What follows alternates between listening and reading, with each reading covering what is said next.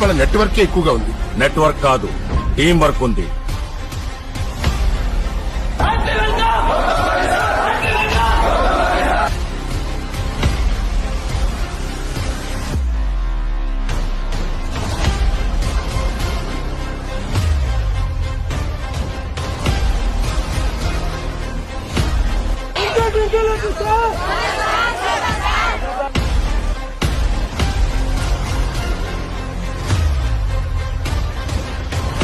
ఏంటయ్యా ఇది?